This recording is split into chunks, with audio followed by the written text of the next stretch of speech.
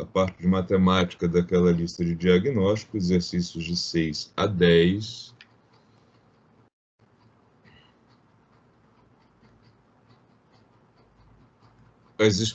O exercício número 6 era essencialmente uma expressão matemática, apenas 4 pessoas não acertaram o resultado, e eu acredito que alguns tenham tido dúvida na anotação, tá? Então aqui, o que perguntava é qual o resultado de 2 vezes, abre parênteses, 48 mais 52, dividido, usei a barra, por 50, igual. Bom, a gente precisa lembrar, para realizar os cálculos de todas essas expressões, que existe uma coisa na matemática chamada, na álgebra, né, nesse caso, regra de precedência, tá? Ou seja, o que eu calculo primeiro, né? Que operação matemática eu faço primeiro? A regra de precedência diz, primeiro, potência e radiciação, né? Potências e raízes. Depois vem produto e divisão. E depois vem, deixa eu encolher isso aqui para caber na mesma folha. E por último vem aí o soma e subtração, tá? Vamos para cá, eita, segunda-feira. Vamos lá, e por último, soma, subtração. Porém, esta ordem, ela pode ser alterada com o uso de parênteses, colchetes e chaves. Então, como é que a gente faz isso aqui? Eu detecto que tem um parênteses aqui nessa expressão, então eu vou fazer primeiro o que está entre parênteses, porque ele afeta essa regra, nessa ordem. Então, dentro do parênteses, 48 mais 52 dá 100. Então, a expressão fica 2 vezes 100 dividido por 50. E agora, tanto faz se eu faço primeiro o produto ou primeiro a divisão. Se eu fizer primeiro o produto, isso aqui vai dar 200, né? 2 vezes 100, 200, dividido por 50, que é igual a 4. Ou, se eu fizer a primeira divisão, isso vai dar 2 vezes 2, né? 50, 100 dividido por 50, que é igual a 4. O resultado não se altera, tá? O importante aqui, eu coloquei esse exercício para recordar essa regra de precedência. Então, primeiro, potência e raiz, depois, multiplicação e divisão, por último, soma e subtração. Lembrando que isso é afetado, essa ordem ela é afetada pelo uso de parênteses, colchetes e chaves. Dúvidas nisso, pessoal que não acertou, tudo bem? Professor, Sim? o senhor não ia compartilhar a tela mesmo, porque a gente não tá conseguindo ver, pelo menos eu não tô conseguindo ver os cálculos, sabe? Tá compartilhado, sim. Tá? Ah, então acho que eu Tá. tô com problema, então.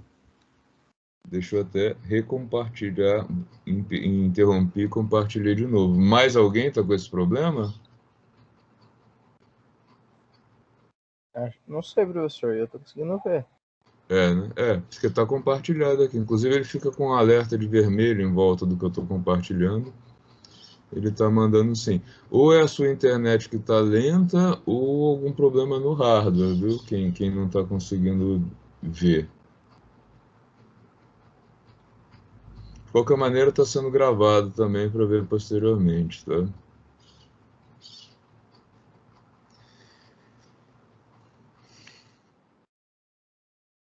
Então, aqui o sexto exercício, quase todo mundo acertou. O número 7, muita gente errou, né? Só metade acertou. E eu acho que o problema são algumas coisas da notação aqui que vocês não estão habituados. E isso ocorre com alguma frequência, especialmente quando a gente tem que programar no Excel, por exemplo. Essa notação causa muita estranheza, tá? O que está escrito aqui? Está escrito o seguinte, ó, ali no meio. É 4 elevado ao quadrado. Tá? Esse chapeuzinho aqui significa que o que vem depois é uma potência, tá? Vezes 10, mais 8 vezes 30. Isso aqui está entre parênteses. E aí tem um outro parênteses que poderia ser um colchete aqui no manuscrito, né?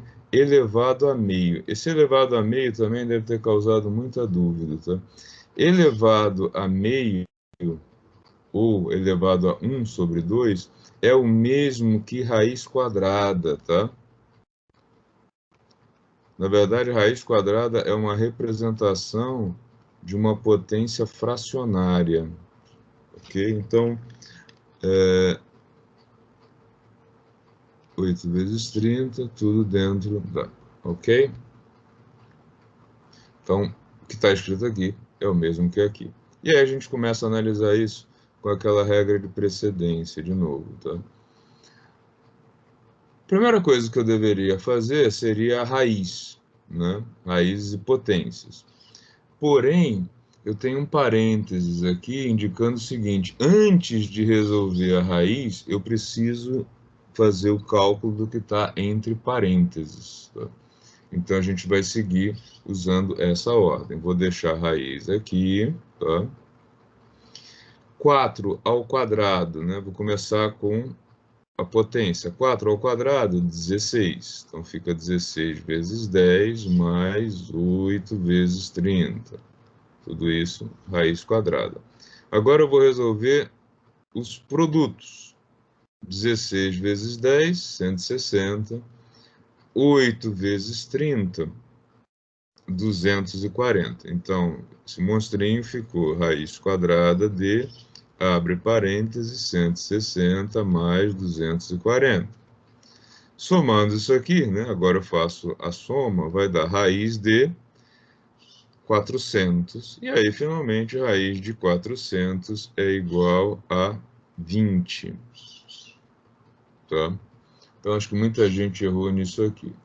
Aí eu aproveito para chamar a atenção de vocês, vocês devem estar usando, começando a usar bastante calculadora científica agora, né? Quem não usa.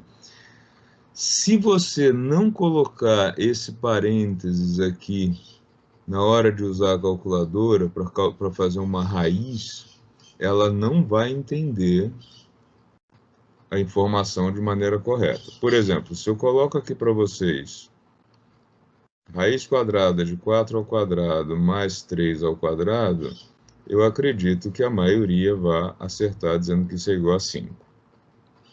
Mas se você digitar na calculadora isso aqui, tá? Abriu raiz 4 ao quadrado mais 3 ao quadrado, a calculadora vai te responder com 13. Ou, se você escrever na calculadora raiz quadrada de 3 ao quadrado mais 4 ao quadrado, ela vai te responder com 19. Por quê? A calculadora não entende que essa raiz é sobre toda uma expressão. Você tem que limitar a expressão. Então, na calculadora científica, essa expressão precisa ser inserida assim. Raiz, abriu parênteses, se você quer a raiz disso tudo. Se não, o que a calculadora faz? Ela calcula a raiz do primeiro, isso aqui vai dar 4, e soma com o quadrado do segundo, 9, dá 13. Ou ela vai calcular a raiz disso aqui, que é 3, e somar com 16 vai chegar no 19, tá?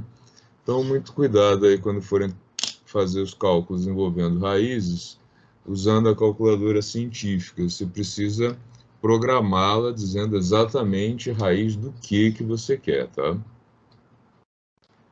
Ficou alguma dúvida nisso?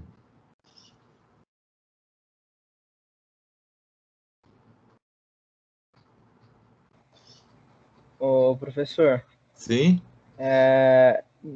Dúvida nisso daí não, é mais... Eu, pelo menos, eu errei no seguinte, eu achei que aquele vezes era um X, Ah, como se fosse tá, uma equação, tá, entendeu? Eu não sei se alguém passou por mais uma coisa igual assim, mas... tá. Pode acontecer. Em geral, quando você tem que fazer a programação assim, por exemplo, lá no Excel, quando a gente for usar para fazer algumas aplicações de cálculo, né, no Excel você usa, fica mais complicado ainda, né? Para quem não tem, para quem não está acostumado. Lá no Excel você vai usar o seguinte, é igual linguagem de programação, tá? Lá. O produto, ao invés de x ou ponto, lá você vai usar o asterisco, tá? E o elevado, né, por exemplo, 2 elevado ao cubo, lá você usa ou 2 acento 3 ou 2, aí 2 asteriscos e o 3. Isso aqui é bem típico quando você vai aprender a programar, você tem que usar esses códigos porque esses elementos gráficos de elevado a, o distinguir o vezes do x, é resolvido dessa maneira. Tá? Eu coloquei aí essa expressão a propósito, porque eu imaginei que essa dúvida fosse surgir para quem nunca fez aí nada na área de programação. Tá? Mas é bem comum essa confusão mesmo. Coloquei a propósito para surgir a discussão mesmo. Tá?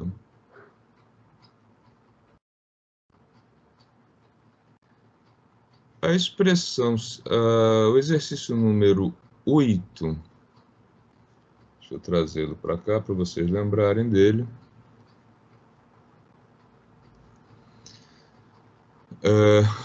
8, 9 e 10.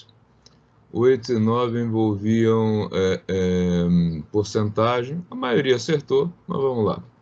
Você tem alguma coisa que custa R$ 250, vai sofrer um aumento de 20%.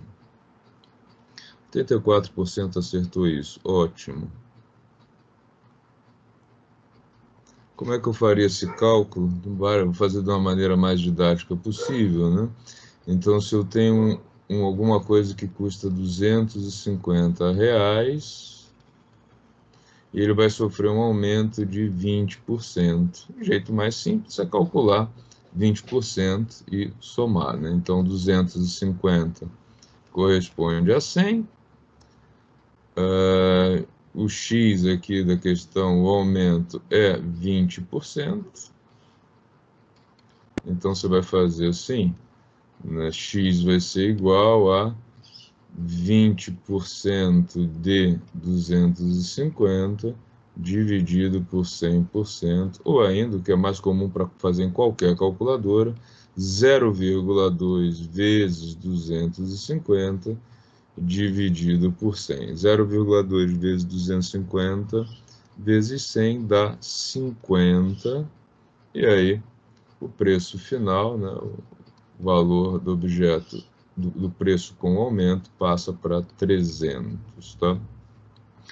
Vocês podem fazer esse cálculo de uma maneira mais prática, que é comum na área financeira, fazendo assim, o novo preço, vou chamar aqui de NP, é igual a 1 mais a taxa de aumento vezes o preço original. Então, nesse caso, o novo preço seria 1 mais 0,2, 1,2 vezes o 250. Isso dá direto 300. Tá? Mas é só aí uma questão de ficar mais ou menos prático. Eu vi que a maioria acertou. Quem errou, se quiser, pode perguntar à vontade. São 4 pessoas só que erraram. Pode ter sido uma bobeada no cálculo ou pode ser uma dúvida conceitual. Tá? Se for dúvida conceitual, não deixem de tentar esclarecer como faz o cálculo, tá?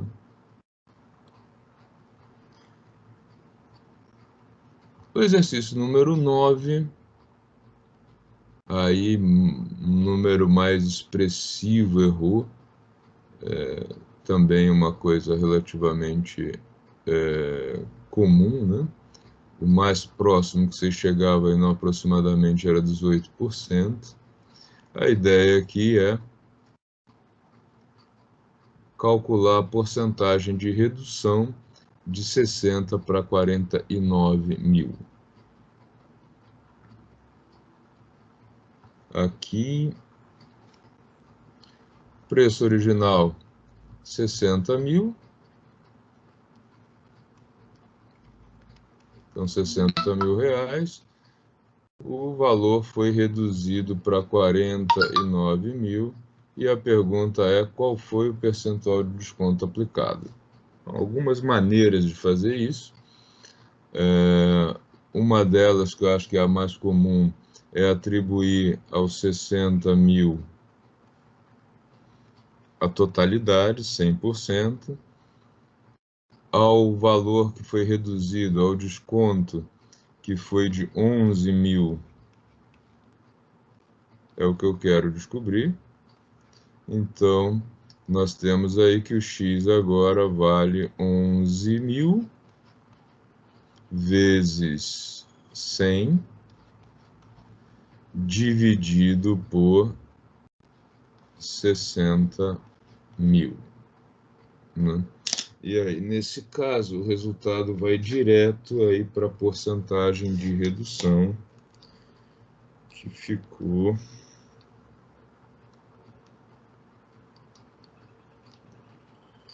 18, alguma coisa por cento. Deixa eu lembrar, 18,33%, tá? Eu acho que muita gente deve ter feito assim.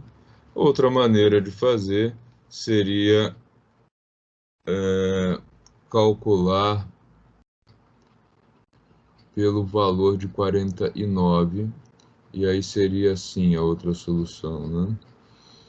60 mil, preço original, corresponde a 100%, o valor descontado, 49 mil, corresponde, vou chamar aqui de Y. Logo, esse Y vai ser igual a 49 mil dividido pelos 60 mil, tudo isso vezes 100.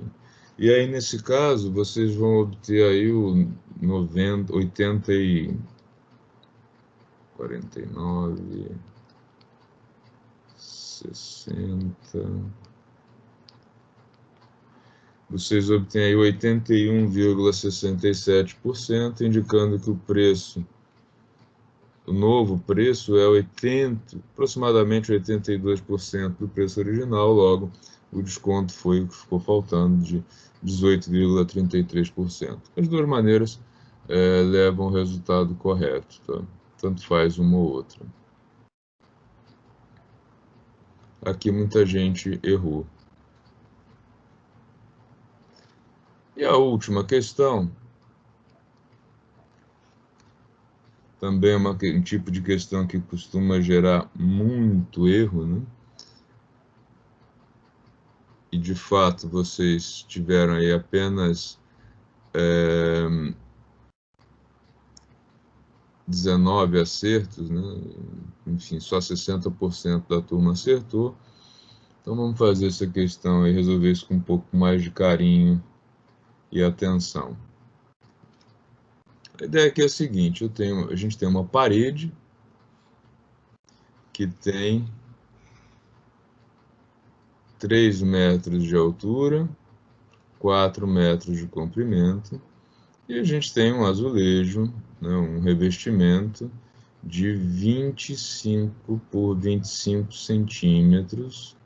E a pergunta é: quantas peças de... Tem alguém com a mão levantada? Pode perguntar.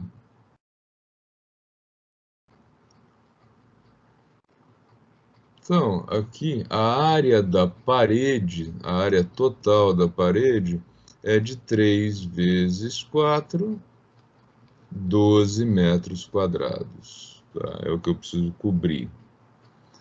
O azulejo, não é recomendado que eu trabalhe com centímetros, né? Eu tenho que trabalhar com tudo em metro. Então, ele tem 0,25 por 0,25. Isso dá uma área a área do azulejo, de 0,0 é 0,665, né? Ponto 25, ponto 25, 0,0625. 2, ok, metro quadrado, tá? E aí eu preciso fazer, né? Quantos azulejos eu preciso para cobrir essa área, né? Enfim, eu preciso fazer, então, 12, né? O número de peças vai ser a área total, dividido pela área de um azulejo, então 12 metros quadrados, dividido por esse 0,0625,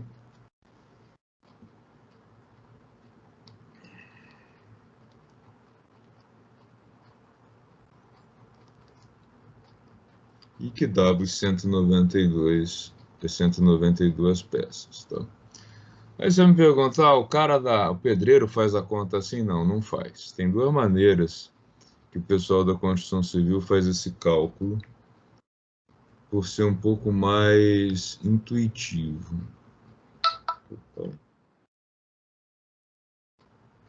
Uma delas, que é intuitiva mais longa, é pensar no seguinte, e é aí que muita gente erra, tá? Quantos revestimentos desses formam 1 metro quadrado? Tá? Olha só, muita gente boa erra esse cálculo pelo seguinte. Ele não corrigiu. Puxa, pensei que ele fosse me corrigir aqui. Se eu pegar um quadrado de 1 metro por 1 metro, tá? Esse é um raciocínio bastante usado pelo pessoal da construção civil. Quantas peças eu preciso? Olha, se cada um desses azulejos tem 0,25 metros ou 25 centímetros, eu preciso colocar 4 desses caras para dar 1 metro de comprimento, né? Então, aqui, 25 com 25, 50, com 25, 75, com mais 25, 100, 1 metro. Mas eu preciso ter 1 metro aqui e 1 metro aqui. Então, eu preciso também colocar desse lado 1, 2, 3, 4. Então, ó, 4 peças aqui dá 1 metro de lado e 4 peças aqui dá 1 metro de lado. E aí, quantos azulejos, quantos revestimentos eu preciso colocar aqui? Eu preciso de 16 peças para dar 1 metro quadrado. E aí, como é que eles fazem a conta? O número total de peças é 16 peças por metro quadrado vezes a metragem, né, a área que eu tenho que cobrir, que é o 12, e isso dá 192 peças no total. Tá?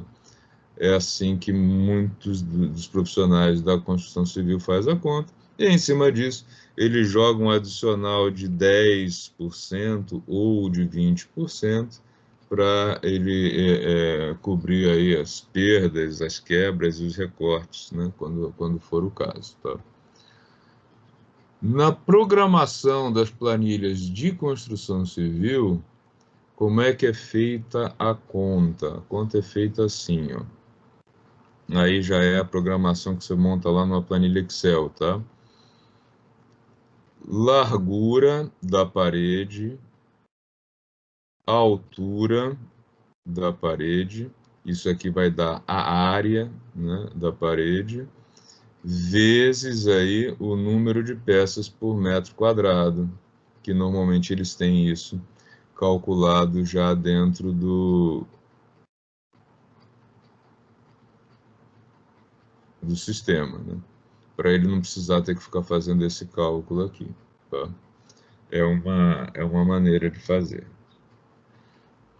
Pessoal, alguma dúvida com relação a isso? Com relação a todos esses cálculos? Algum comentário que vocês queiram fazer? Matheus, está com a mão levantada? Pode falar, Matheus. Ô, professor, referente à primeira dessas daí que você fez, né? Esse vai pro terceiro exemplo agora. Primeiro exemplo, eu não entendi por que deu 0,625, não foi que deu? É só multiplicar ali. 0,25 por 0,25. Ah, tá. Entendi. que aí vai dar 0,25 metros de lado. Quando você faz o produto, você vai ter a área de um azulejo em metro quadrado, não em centímetros quadrados. Entendi. Tá? Valeu, professor. Só salvar aqui para depois conseguir postar a figura para vocês.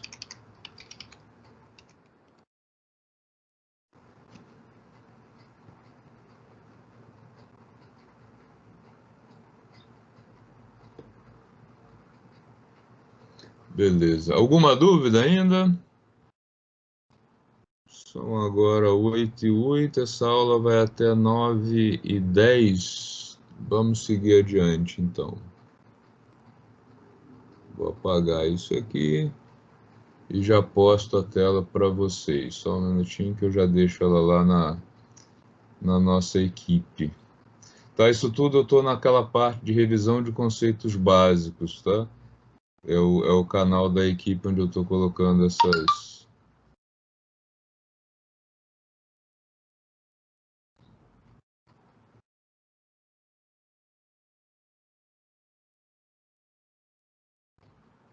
Vamos começar então com a parte de definição das grandezas físicas, para a gente poder começar a trazer conceitos e fazer alguns cálculos aí a partir da próxima semana, provavelmente, tá? Então, o assunto que a gente vai abordar agora são as grandezas físicas, algumas definições delas, né? E como que elas são tratadas no Sistema Internacional de Unidades, tá? Quando eu estou passando os slides, eu não vejo os eventuais chamados de vocês. Então, se alguém tiver dúvida, pode falar, tá? Não precisa ficar com vergonha, não, tá? Lembrando aqui que todo esse material fica sempre disponível para vocês lá no YouTube, tá? O canal tem um link direto para ele na sala de vocês. Eu vou começar, antes das grandezas físicas, comentando por que vocês têm que estudar física básica, seja ela física 1, física 2, eletricidade aplicada, num curso de tecnologia, de formação superior. A resposta é porque vocês precisam conhecer os processos da natureza, né, pelo menos com uma profundidade maior do que é abordado no ensino médio, para que vocês tenham embasamento científico suficiente para, por um lado, entender as tecnologias atuais nas quais vocês vão ser treinados, por outro, para que vocês possam propor novas tecnologias ou melhorias das tecnologias atuais, que afinal é para isso que se contrata alguém formado em tecnologia, né? Se for só para repetir o que é feito, eu posso contratar um técnico que é muito mais barato que um profissional de nível superior. Se eu quero alguém que me diga quais são as melhores técnicas atuais para fazer alguma coisa, quais são as melhorias que eu posso fazer, vou pagar mais por isso, e aí eu quero um tecnólogo, então ele precisa ter esse embasamento. O tecnólogo opera aqui e aqui, tá? Mas qual é a diferença entre ciência, tecnologia e inovação? Vamos lá. Quem faz estudo científico trabalha investigando qual é o comportamento da natureza, como a natureza funciona, por que um objeto permanece em repouso, por que um objeto entra em movimento, como é que eu faço para parar um objeto, ou por que um determinado circuito funciona, por que não funciona, por que alguns materiais são isolantes e outros permitem a passagem da corrente elétrica. Tudo isso a gente está investigando no ramo da ciência. Quando eu uso o conhecimento científico para criar novas técnicas, logia, estudo das técnicas, né? Eu estou passando desse ponto para a tecnologia. Por exemplo, eu sei que alguns materiais não permitem a passagem da corrente elétrica, outros permitem. E isso me leva a poder criar circuitos, tecnologia, com elementos como um diodo, como um capacitor, né? Qual é a função do capacitor? A função do capacitor é acumular carga, então ele é um dielétrico, né? Mas acumular carga e permitir a passagem da onda eletromagnética. Por isso eu preciso de um circuito com corrente alternada para funcionar com capacitor, né? Então, tudo isso é tecnologia. Ou eu posso criar circuitos integrados, como a partir de materiais que não permitem a passagem da corrente elétrica, dopados com impurezas que levam este material a deixar passar aquilo que eu quero de uma corrente elétrica. Isso é a base do circuito, fazendo tecnologia. Quando você conhece bem ciência e as tecnologias atuais e propõe mudanças, alterações ou até mesmo coisas totalmente novas na tecnologia, e isso tem um mercado, ou seja, pessoas ou empresas vão comprar essa nova proposta, você acabou de de sair da tecnologia e está indo aí para o ramo da inovação, que é a parte mais rentável, obviamente, desse processo. Tá? Para fazer ciência, tecnologia e inovação, você precisa conhecer as quantidades, as grandezas físicas, as grandezas que vão ser usadas aí na sua área de atuação. As grandezas, de uma maneira geral, elas podem ser qualitativas ou quantitativas. As qualitativas são aquelas como gênero, CPF, CEP, endereço, tudo aquilo que não faz sentido eu fazer média e desvio padrão, eu atribuo essas grandezas a qualitativas. As quantitativas já são aquelas grandezas que eu posso fazer cálculos com elas. Por exemplo, qual é a idade média dos estudantes da turma? Qual foi a média de acertos num determinado questionário? Todas essas são quantitativas. Na física, em geral, nós tratamos com grandezas desta natureza, quantitativas. Tá? E aí, para trabalhar com grandezas quantitativas, que são as grandezas físicas em geral, nós precisamos de padrões para expressar os resultados das medidas, e esses padrões, eles devem ser internacionais, para garantir que o que você chama de ampere no Brasil seja um ampere em qualquer lugar do Brasil e em qualquer lugar do mundo, né? De maneira que um manual técnico de um equipamento ele tem grandezas físicas, limites, etc., que são os mesmos para qualquer país onde esse equipamento for usado, onde esse equipamento for comercializado. Por isso, nós trabalhamos com padronização de medidas.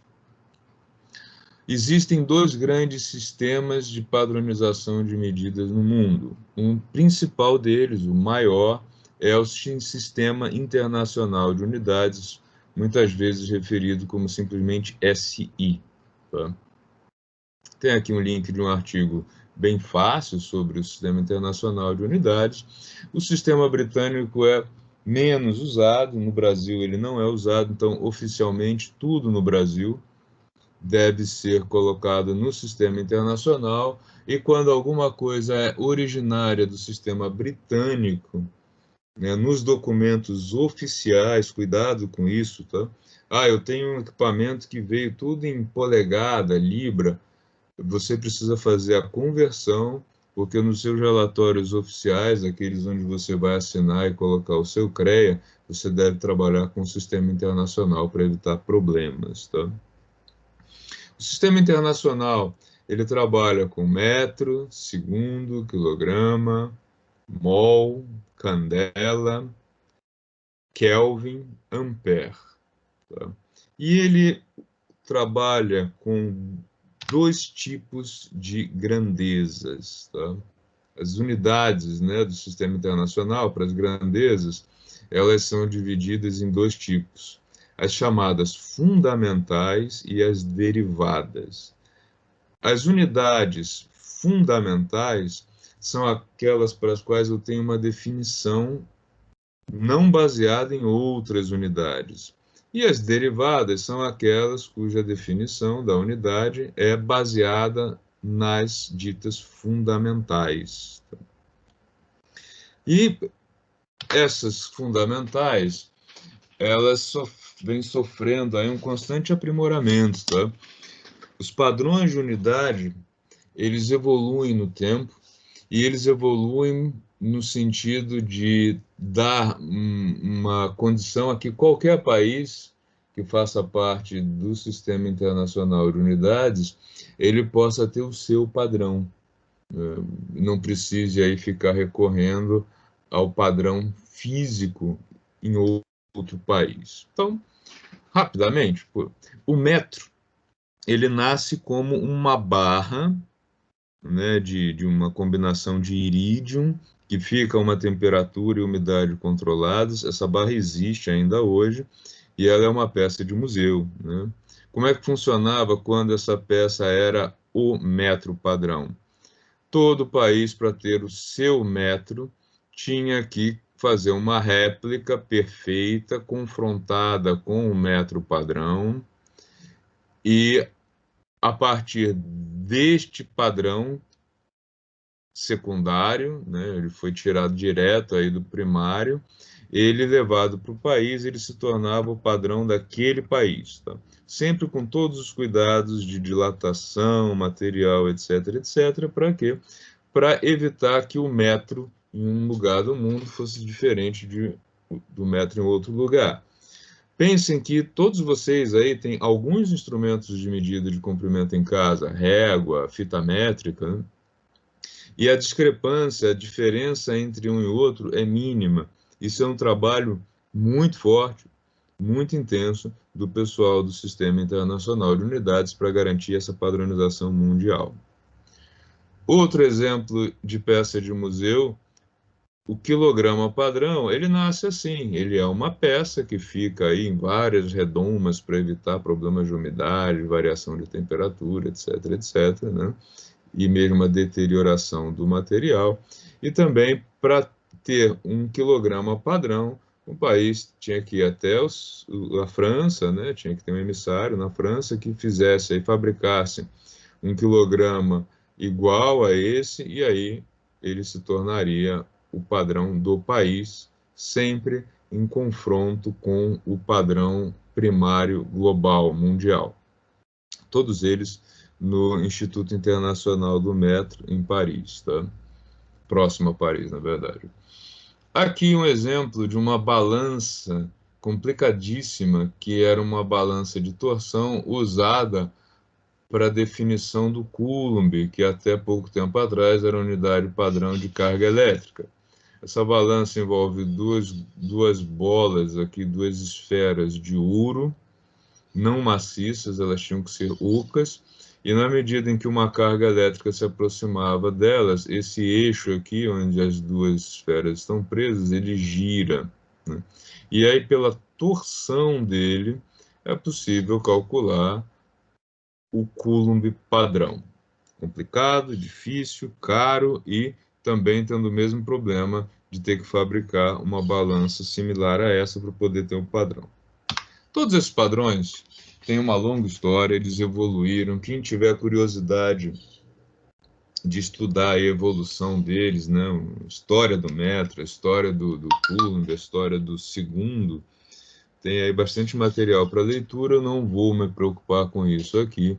Eu vou só mostrar para vocês as definições atuais das unidades associadas às grandezas fundamentais do Sistema Internacional de Unidades. Então, as grandezas fundamentais são comprimento, tempo, massa, corrente elétrica, temperatura, quantidade de matéria e intensidade luminosa. Reparem, estas são as grandezas. Quais são as unidades padrão das grandezas fundamentais? Metro para comprimento, segundo para tempo, quilograma para massa, ampere para corrente elétrica, Kelvin para temperatura, quantidade de matéria, o mol, e candela para intensidade luminosa. Além de estabelecer os nomes das unidades padrão, o Sistema Internacional também estabelece o símbolo padrão.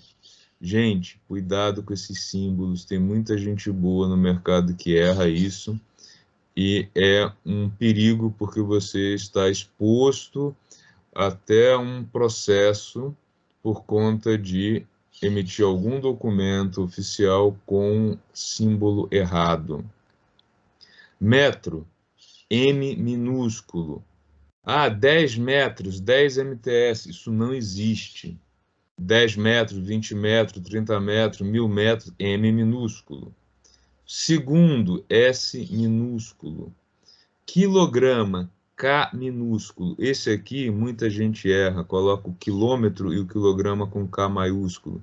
E aí a confusão a que você se expõe é essa aqui, ó. K maiúsculo é exclusivo de Kelvin, unidade de temperatura. Se você colocar K maiúsculo G e alguém argumentar que cometeu um erro porque no seu relatório estava escrito Kelvin vezes grama, essa pessoa tem razão e você não tem defesa. Tá? Então, muito cuidado com isso. Ampere. Ampere é o nome de um cara. Então, a unidade aí sim, maiúsculo. Kelvin também é o nome de uma pessoa, K maiúsculo. O mol, mol, e a candela, CD. Como é que essas unidades padrão fundamental são definidas? Bom, o metro, hoje, ele é o espaço percorrido pela luz no vácuo em uma fração de 1 sobre aproximadamente 300 milhões de segundos, ou seja, uma fração de 1 segundo dividido em 300 milhões de partes. Um tempo muito curto. Isso aqui é feito com equipamento que tem associado a ele um relógio atômico. Qualquer país pode pegar aí o projeto disponibilizado pelo pessoal do Sistema Internacional do Metro para fazer um equipamento desses e ter o seu metro padrão aí no seu instituto. Por exemplo, o Brasil tem a BNT e o Inmetro que cuidam dessas padronizações. Tá? Segundo, hoje está baseado neste número de transições de uma camada chamada camada hiperfina, a camada laranja, de um átomo de césio, então um relógio atômico. Tá? O quilograma hoje está baseado na constante de Planck, que é essa aqui, que é medida aí a partir do carbono, tá? Também de maneira que qualquer país pode ter o seu padrão. O ampere, você precisa construir um circuito capaz de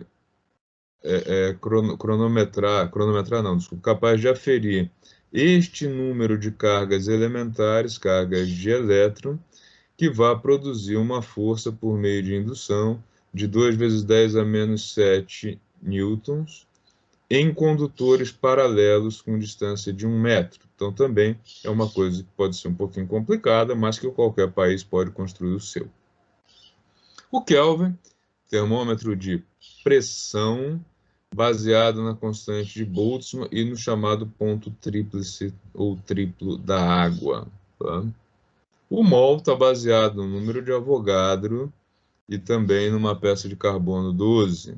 E a candela, pouquíssimo comum no nosso dia a dia, é a intensidade luminosa de uma frequência de luz monocromática com esta frequência, 540 vezes 10 a 12 Hz.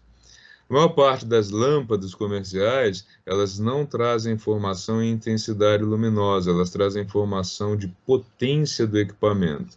E aí é por isso que a gente sempre fica na dúvida, né? Especialmente hoje, né? Eu quero uma determinada intensidade luminosa. O que é que eu compro, né, comercialmente? Porque uma lâmpada daquelas que não são mais fabricadas, de 100 watts, ela corresponde a uma lâmpada de quantos watts se for uma lâmpada fluorescente, e a quantos watts se for uma lâmpada de LED. né? O LED precisa de muito menos potência para gerar a mesma intensidade luminosa em candela. Então a gente fica sempre com essa dúvida, né? E aí os fornecedores, os fabricantes, normalmente colocam umas tabelinhas dizendo, olha, 5 watts dessa lâmpada corresponde a uma lâmpada de tantos watts de fio, por exemplo, tá? Porque não é comercialmente usado, aí a candela, até pela dificuldade que é trabalhar em candela, tá? Mas sempre que vocês precisarem medir intensidade luminosa, cuidado, watts é potência, não é intensidade. Intensidade é candela, tá? Tudo bem até aí, pessoal? Alguma dúvida?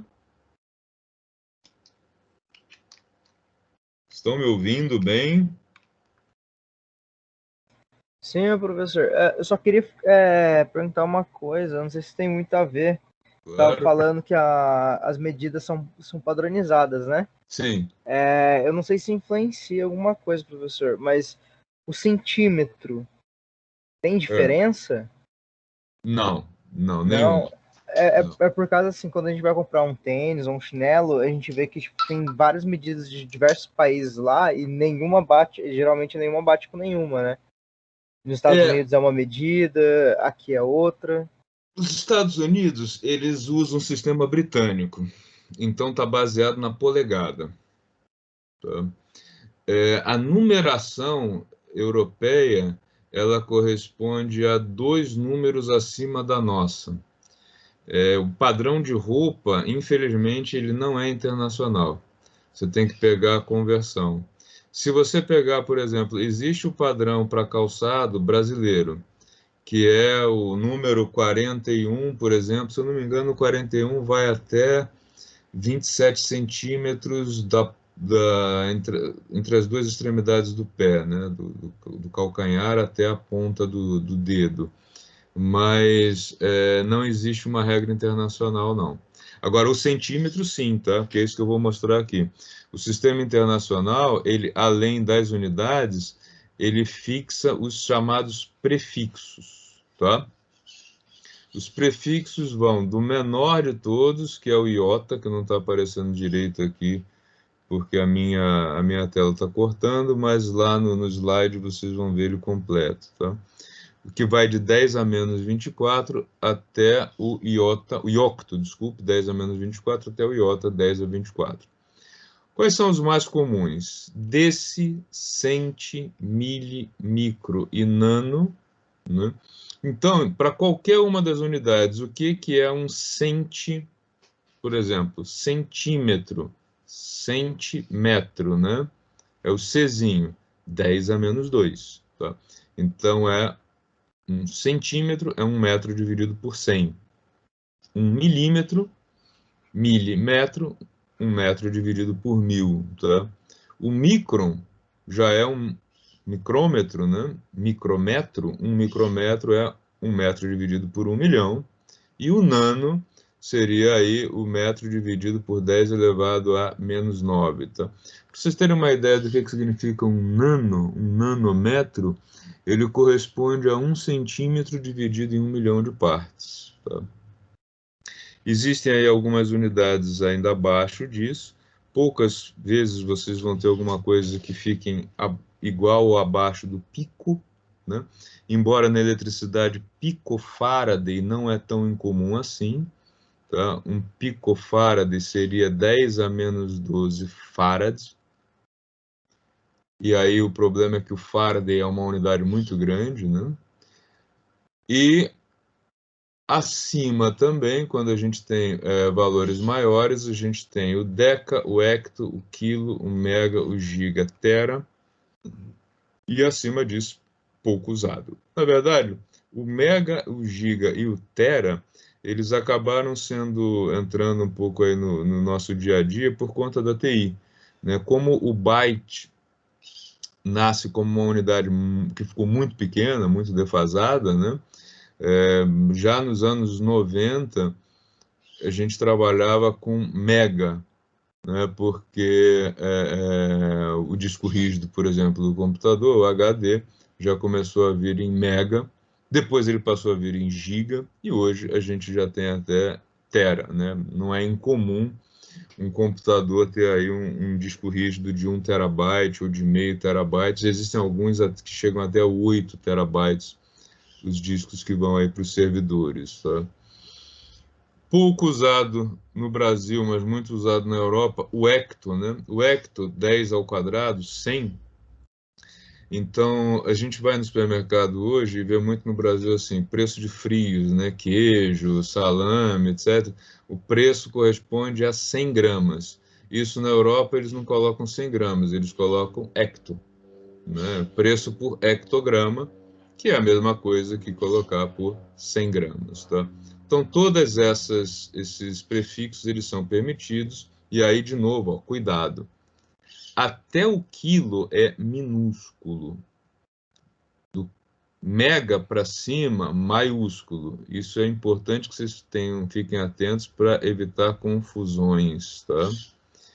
E os de redução são todos minúsculos, tá? Então, centímetro, C minúsculo, milímetro, mm, tudo minúsculo, e assim por diante. Essas tabelinhas são boas de consultar sempre que vocês tiverem dúvidas, porque, como eu disse, quando você colocar a sua assinatura no relatório técnico, se você errou isso aqui, você pode ser responsabilizado por algum evento desagradável que ocorra, tá? Alguém tem perguntas sobre isso? Por exemplo, eu já vi uma prova ter questão anulada porque na hora que foi feita lá a digitação da questão, o Word, infelizmente, fez uma correção e colocou quilômetro assim, tá? Curiosamente, isso foi uma questão de concurso, e aí um cara entrou com o argumento que ele errou a questão, porque isso daqui é Kelvin vezes metro. E ele tinha toda a razão. Ninguém tinha como confrontar isso. É óbvio que os outros candidatos que acertaram entenderam que era um erro, né? Que o quilômetro, que isso aqui era quilômetro, não Kelvin vezes metro, mas o cara que entrou com recurso, ele ganhou a anulação da questão, porque nós somos signatários do Sistema Internacional de Unidades, tá? Falar um pouco sobre as conversões de unidades. Quilômetro por hora. 1 quilômetro, 1000 metros. Então, 1 quilômetro corresponde a 1000 metros. E 1 hora? 1 hora corresponde a 60 minutos, que por sua vez, 1 minuto corresponde a 60 segundos. Então, 1 quilômetro por hora, 1000 metros de espaço percorrido em 3.600 segundos. Isso dá 1 sobre 3,6 metros por segundo. Então, 20 metros por segundo é 20 vezes 1 metro por segundo, que é 3,6 km por hora, 72 km por hora. 80 km por hora, 80 vezes 1 dividido por 3,6 metros por segundo, que dá aí 22,2 metros por segundo. 90 metros por segundo, 90 vezes 1 metro por segundo, que é igual a 3,6 km por hora. Então, 90 metros por segundo corresponde a 324 km por hora. Uma velocidade altíssima, né? Outro exemplo. Área, 1 metro quadrado. 1 metro quadrado é um quadrado de 1 metro por 1 metro. Então, 1 metro aqui, 1 metro aqui, isso dá 1 metro quadrado. Mas 1 metro é igual a 100 centímetros. Então, 1 metro quadrado corresponde a 100 centímetros vezes 100 centímetros, o que dá 10 a quarta centímetro quadrado, ou ainda 1 metro, então, corresponde a 10.000 centímetros quadrados. Ou seja, se você tivesse aí uma pastilha de 1 centímetro de lado, você precisaria de 10.000 peças dessa para formar 1 metro quadrado. E se for volume, 1 metro cúbico, Pior ainda, 1 metro cúbico é um cubo com 1 metro de lado. Então, 1 metro por 1 metro por 1 metro. Ou seja, 100 centímetros vezes 100 centímetros vezes 100 centímetros. Isso significa, então, que 1 metro cúbico corresponde a 1 milhão de centímetros cúbicos. Tá? Um seguido aí de 6 zeros.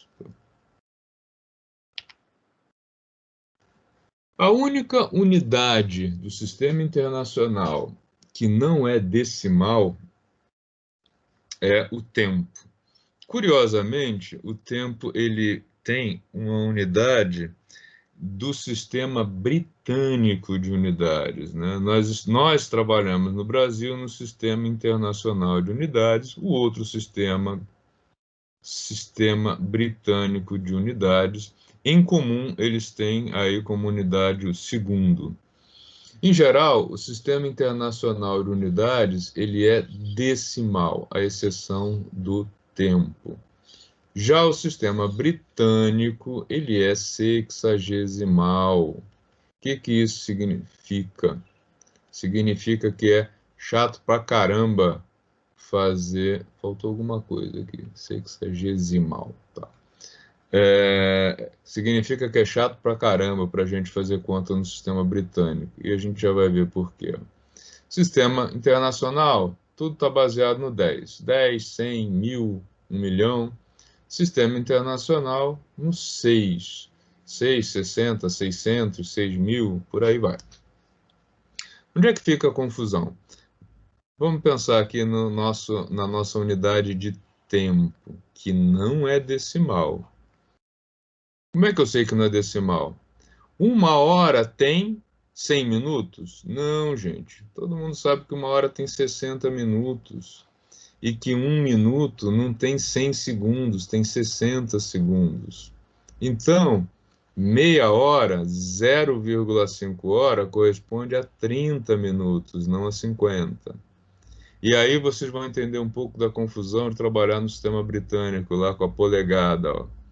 3/4 de hora corresponde a 0,75 hora, que dá o 45 minutos. Tá? Uma partida de futebol tem 2 intervalos de 3/4. É assim que o britânico trabalha. Né? Quanto é 1/4 de hora?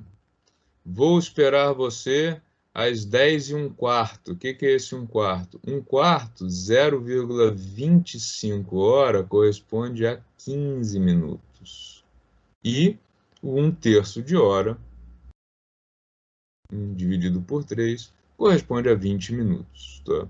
Então, quando você trabalha no sistema britânico, eles usam o tempo inteiro ó, o meio, 3/4, 1/4, 2/8, 3/8, 1/6, 1/3 e por aí vai.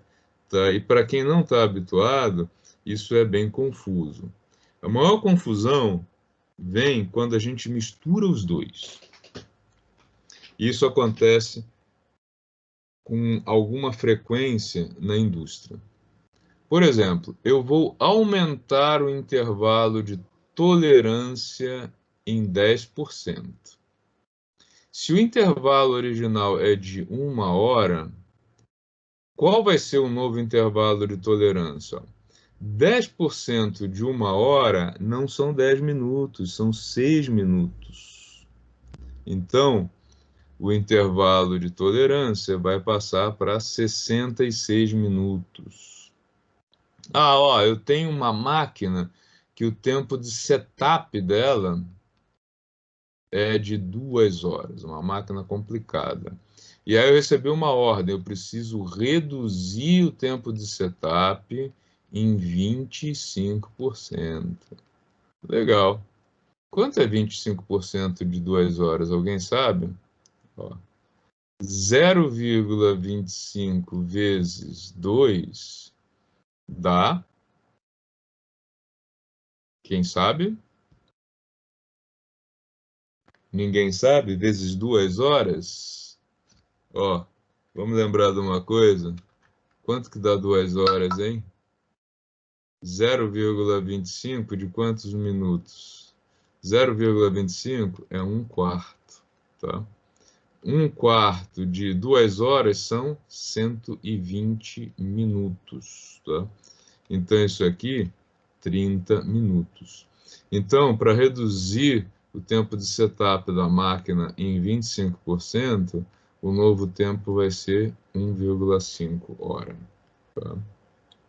Então, quando você mistura aí a porcentagem, que é por 100, né, é decimal, com hora, muita gente boa comete o erro. Ah, vou reduzir em 25%, vou reduzir em 25 minutos. Não, você vai ter que reduzir em meia hora, em 30 minutos. Tá?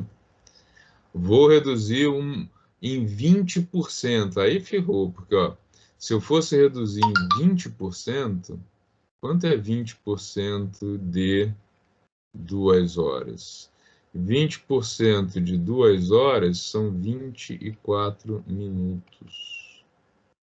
Tá? Porque 20% de 1 hora são 12 minutos. Por aí vai.